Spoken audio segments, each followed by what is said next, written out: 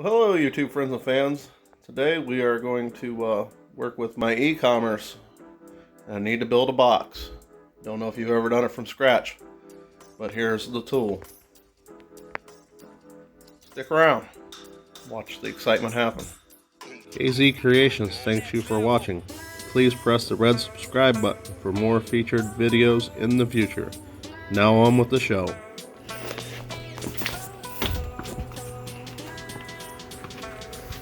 Measure this little guy right here. So, good box would be at least 23 inches tall. Alright, let's go in here and build a box.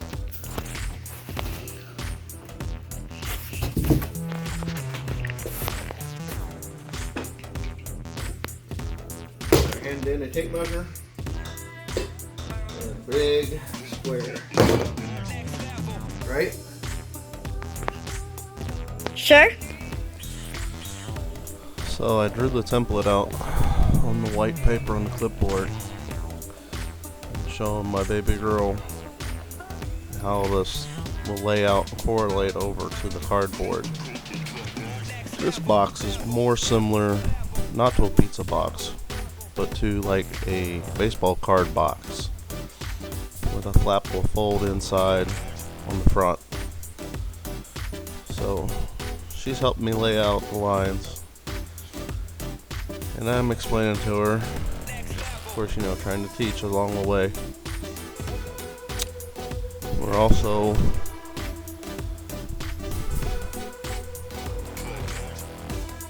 doing the math to make this a project so she can learn as well. So this has to start at 3.5 inches, comes up to the flat spot, which is 7, and the sides, is 3.5 again. So then, you got your top flap again that covers the box, and then another 3.5 that's going to fold down like a baseball card box if you've ever seen one close. Marked X's of what is junk, waste to be cut out, and I already cut the end off. Actually, this is the second recording. The first one, for whatever reason, shuts down on me, so you get to see me do it for the first time, but this is the second. So as cardboard is cut, you have to cut and a little, like a 1/4 inch gap there, as you can see.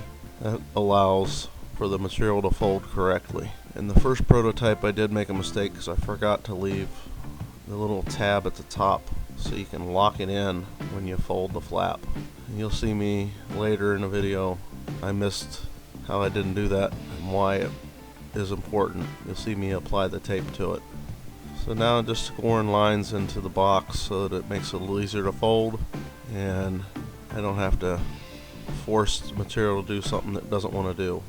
Those are the relief tabs where it'll shove down into when everything's folded. It'll hold it into position. Now it's time to fold it up, make a box. This one will keep as a secondary, hopefully ship more trees in the future. You notice I rounded over the corners here to make it so it slides into the hole easier. Otherwise they're a little too long and they don't want to fold correctly. I called my daughter into the room. We'll give it 60-pound crush test. Let her stand on it. I also did that in the first video. No footage of it, so here you go.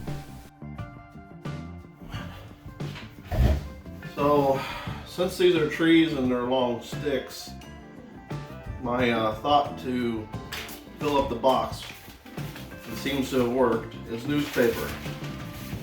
And so what I do with the newspaper is, because you don't get enough of it anymore,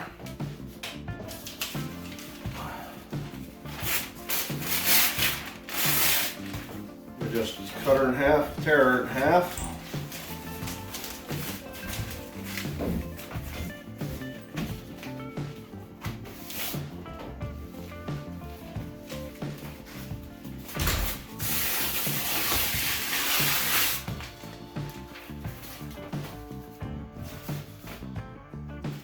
Fold it in half again. And we've experimented several different ways. Pencil seems to work the best. Just gotta get the ends to roll.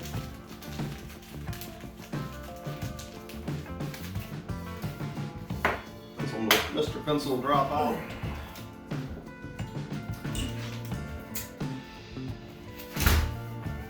One down, many pages to go.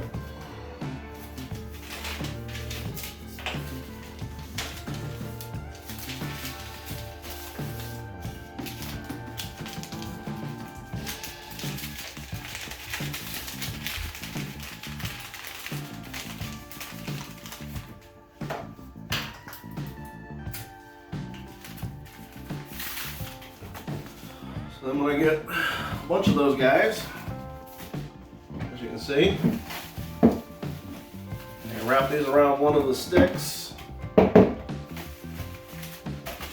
it makes them pretty stable inside the box. So that's that. So there's the box we made last night.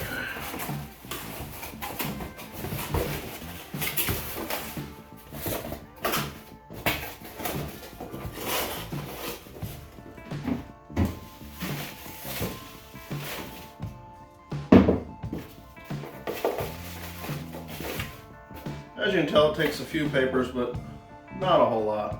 So, and I lay my